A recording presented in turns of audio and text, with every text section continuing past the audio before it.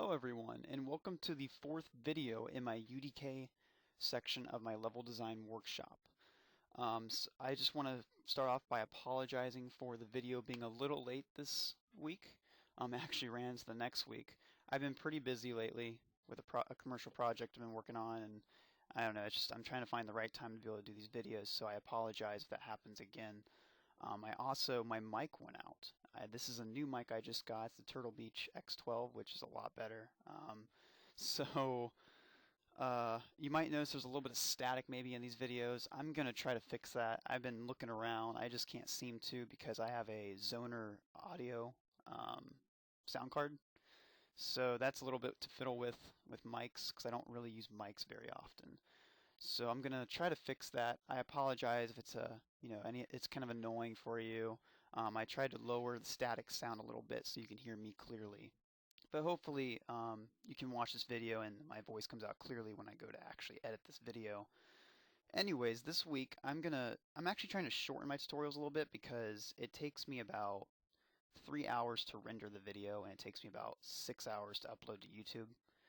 So it's around 9 hours it takes out of my day just to get this up there for you guys. And I'm trying to reduce the time because the longer the videos are, YouTube exponentially increases the upload time. That's to prevent people from uploading way too much. Anything past 15 minutes gets really long. I'm not saying that all these videos are going to be 10 or 15 minutes. Some might still run to about 30 minutes. You know, if we really need to get that, have that much time in a video, then I will. I won't hesitate to go that far. But I'm trying to make them into nice little bite-sized chunks. So this week, I'm going to simply focus on Interp Actors. And for this example, it's going to be a door. I'm going to show you how to open a door with a trigger, just running into a trigger zone, and the door opens. I'm also going to show you how to make it so the door opens up by pushing like a button with the trigger. And I'm also going to show you how to attach sounds to it, so when it opens and then it ends opening and then it closes, then it stops closing, those kind of sounds. And I'm going to show you a little bit of matinee and how to animate that. And the way we're going to accomplish getting the triggers and all that stuff set up is Kismet, which is the visual scripting language for UDK. So I'm going to show you a little bit of how Kismet works. We're just going to scratch the surface. We'll start going more in depth as the weeks go on. So I'm going to go ahead and open up UDK. And I'm going to load up the map that I was working on last week, which had all the static meshes in it, and I did all the set design. Alright, so we're back in this map. And what I'm going to do is I actually noticed from my last video, I didn't line this up properly. There's a little gap there. There we go. I'm going to go ahead and speed this part of the video up, but I'm going to explain what I'm going to do before that. Let me just get rid of static meshes. Show. Oh, right. Let's go to inlet mode. You can't go through this. So what I'm going to do is I'm going to take this BSP brush and I'm going to actually resize it and make some other and duplicate them and make it so there's an opening. And then I'm going to duplicate the rest of this BSP brush to the next room so I have 2 boxes. So I'm going to speed this part of the video up real quick. So you don't have to, sit there for a couple minutes just watching. Alright, sorry about that. I just decided I'm not going to include that in the video because it did take a little while, even sped up because I had to adjust a couple glitches I had in UDK and it crashed and it was just kind of a mess. I haven't had really good luck today. But anyways, what I'm going to do is I'm going to show you how to simply open this door via trigger. And there's going to be 2 types of triggers. And I'm also going to cover how to animate that within Matinee. So what you want to do is, this is going to be an interpolating actor, Interp Actor.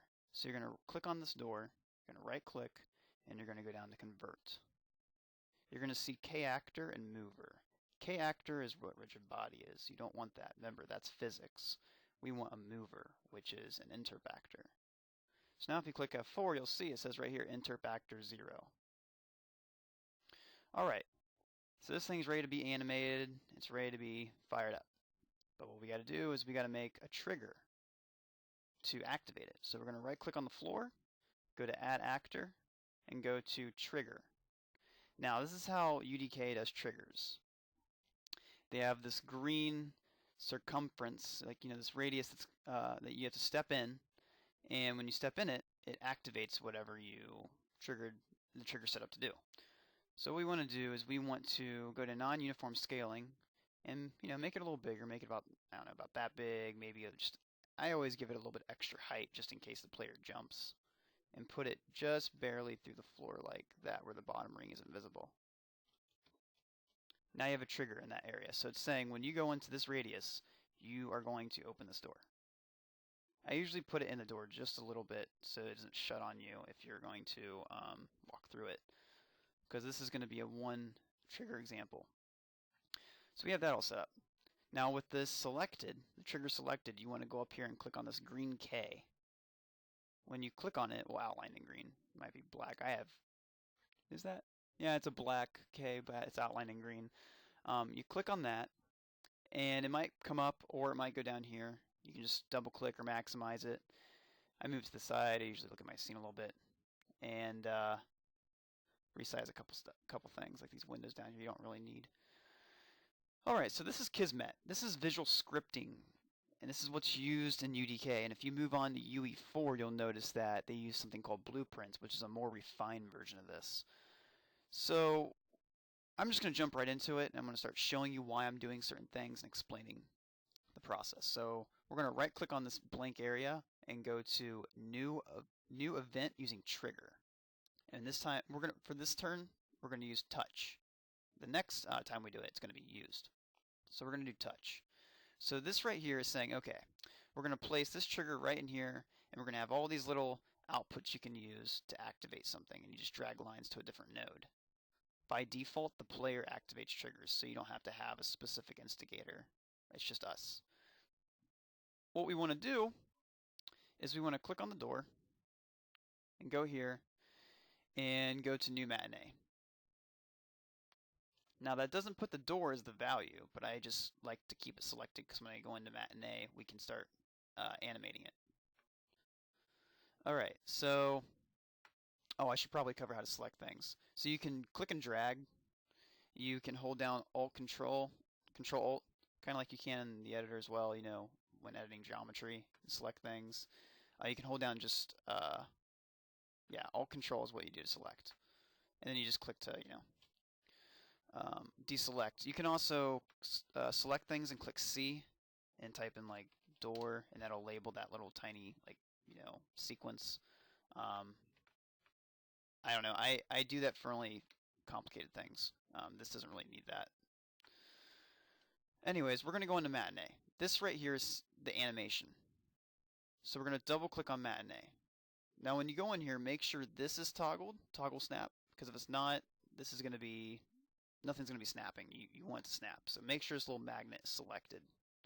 Now this looks a little cumbersome, but we're going to cover it very slowly. And we're going to start animating different things over the weeks, and it's not going to be, as intimidating, I should say. Anyways, what you want to do is you want to figure out how long is this door, how long, roughly, kind of just ballparking it, how long do you think it would take for that door to go up?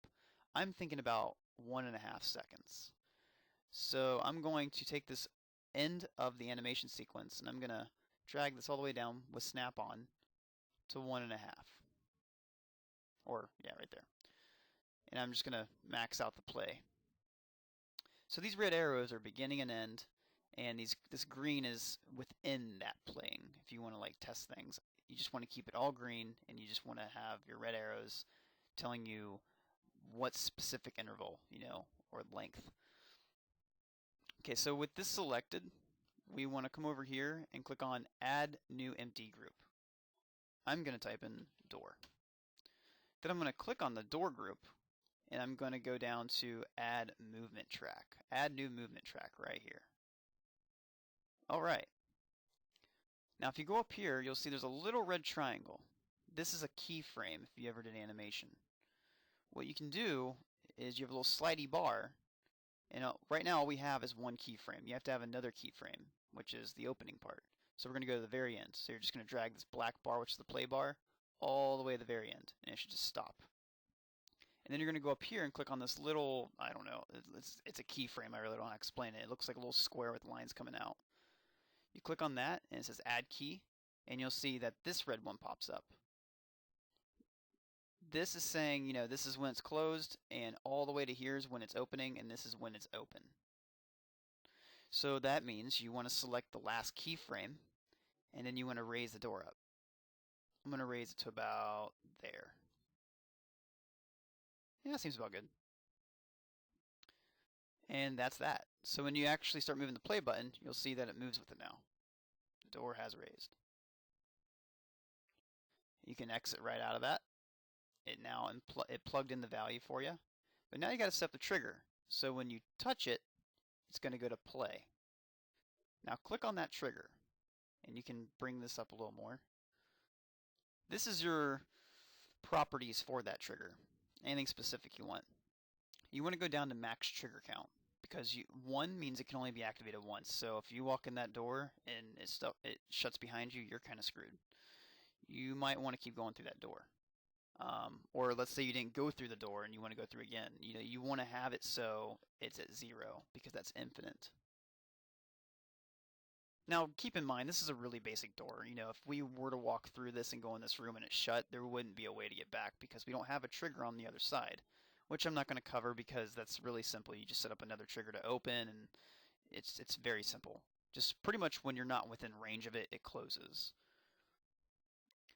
Anyways, we have that all set up, so let's go into play. Which door is it? Oh gosh, I think it's this door. So when you walk into it, okay, that's not the door. I knew I was going to select the wrong one. This should be the door. When I go into this trigger radius, it's going to open the door. And there you go, the door just opened. Woo! And then when I walk out, it doesn't actually shut. And there's a reason for that.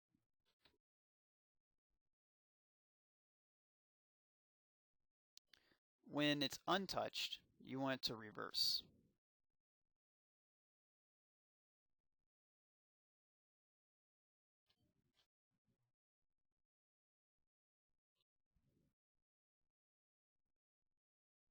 See? And so when I'm not touching it, it goes right back down. Touch. Walking out of the radius, it closes. So what you could do is, you see how I'm walking through this right now? And then it closes. What you could do is you could put another trigger right here. So when you walk through it, the door isn't closed right away. So you actually have time to scoot back out. And when you walk in here, then it'll shut, and then you can actually walk into this trigger again and open this door again. Pretty cool. Very basic, but very cool. But let's say you want to actually make it so you're using a button per se. Which really in the editor you're not, but it's giving the illusion that you're using a button. Well, what we're going to do is we're going to go back and select this in the editor and right click and add new trigger, but we're going to go down to used. And with this, you can alt click these little boxes and take your little lines away and scoot it over. And if you click and then control grab, you can control drag, you can pull these things around. So we're going to go to use, it's going to play it.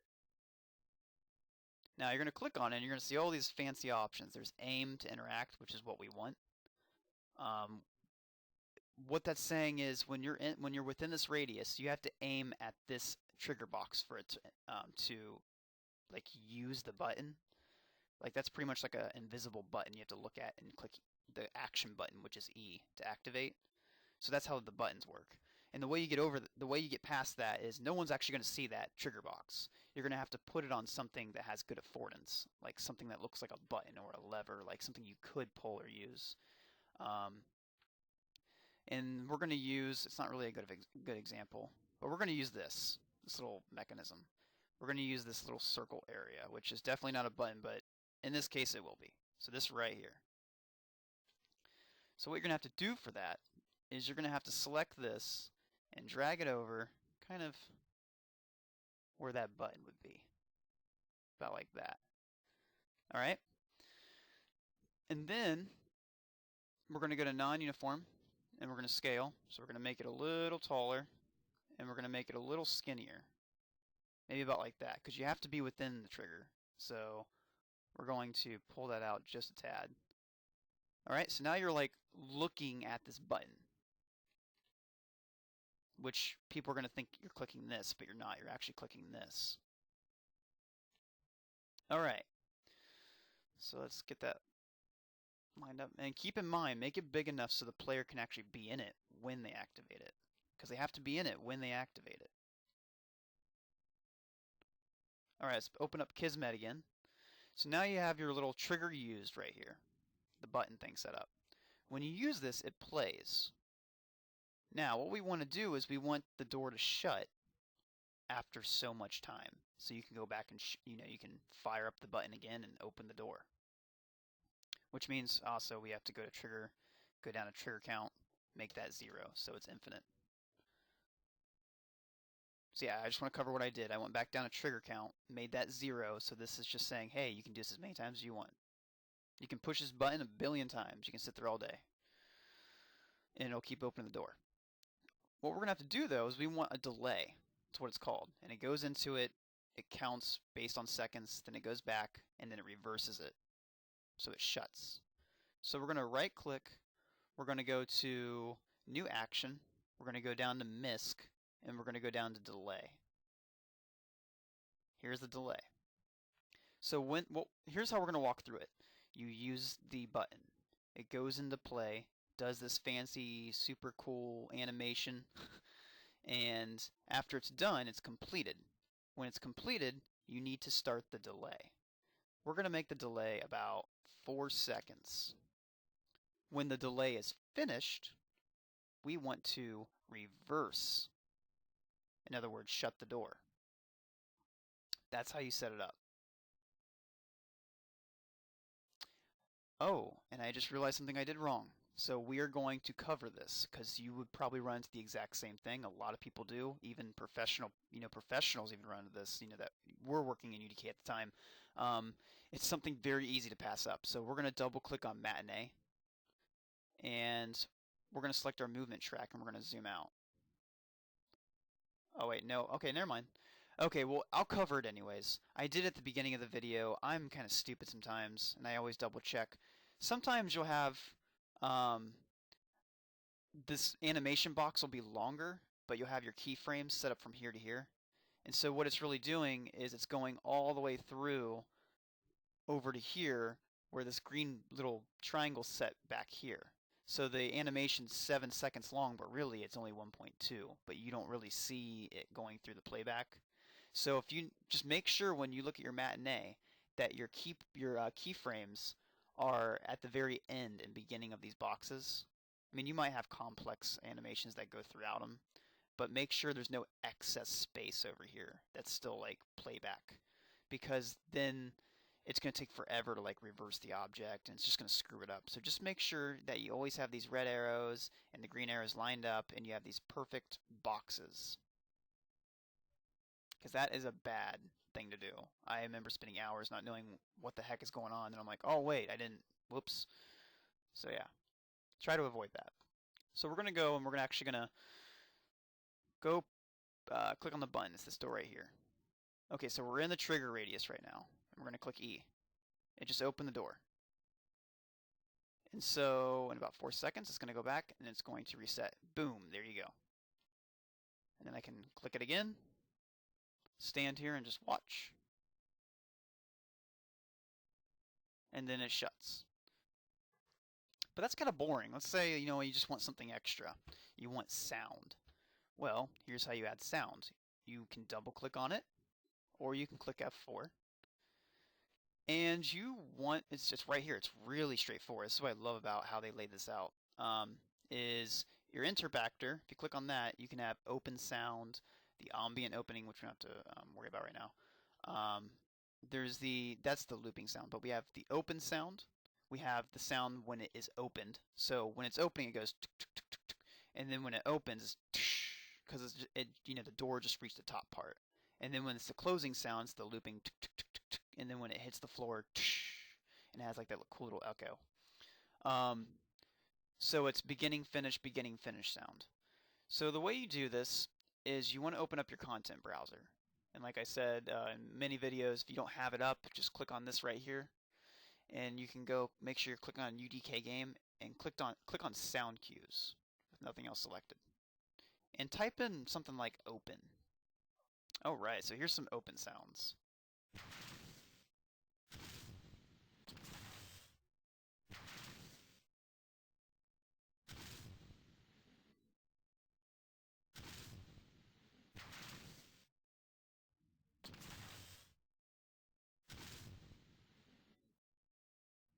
Alright, so these sounds are a little obnoxious. I'm sure you could find some other better sounds in UDK if you do some exploring, but I'm just going to use these right now for the sake of some... Oh god, I had a burp. The sake of simplicity.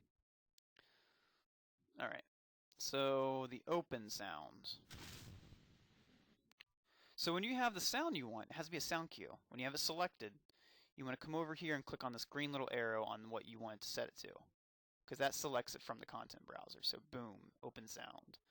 Now for opened sound, we're going to use this one.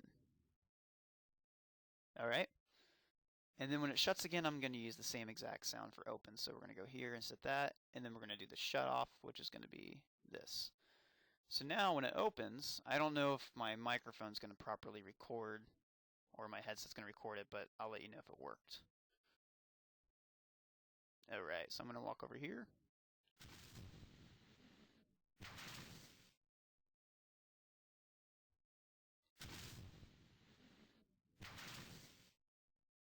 Yep, it worked perfectly. Alright, so that now has sound. You have a button to open up with. You can do a touch trigger to open it up. Yeah, that's all I really wanted to cover in this video. I just wanted to slightly, gloss over some Kismet, the screen, maybe clicking down the properties a couple times, basic matinee animations, some triggers. That's the kind of stuff you're going to be doing in Kismet. We're going to start doing some other cool matinee stuff down the road. I'm going to show you, possibly, I'm still trying to think of what I'm going to teach this week. I'm thinking about doing lighting effects, having lighting kind of increase in intensity and lower. So if you have like fire or something, it's not always going to be just a static light. It's actually going to move. It's actually going to radiate differently. It's actually going to light up differently. The emissivity is going to be different because fire, is not still static thing. It's moving. So I'm going to show you how to do some things like that. I'm also going to cover more so Interp Actors and some cool animations maybe you didn't think of. And I'm going to slightly cover rigid bodies, K actors, which is going to be like, turning these barrels into something, maybe shooting them and having them fall over, showing you how to make like a rope and attach it to a rope or something, things like that, that you can translate over into other stuff in your levels. But yeah, that's really this week. This week's video is getting a door to move, preferably going upwards, to open up for you. Unless you have a door that you want to slide, you can do the exact same thing. There's some heavy vault doors, and if you want to use that, trigger to make them open up, that'd be cool too. Except you wouldn't be going up the Z, you'd be rotating. So, around the X and Y. But yeah, opening a door, having sound, using buttons or touch triggers, pretty straightforward, pretty effective, and pretty fun to set up. So what I want you guys to do is to maybe implement some doors like this in your level, or maybe some other types of doors, and maybe have a button or a touch trigger, and maybe add some sounds to it. Make your level a little bit more interactive. And that covers this video, and I will try to get my video on time this week. The latest should be Saturday, but I will make sure to work on that video this week for you guys. Alright, you guys take care.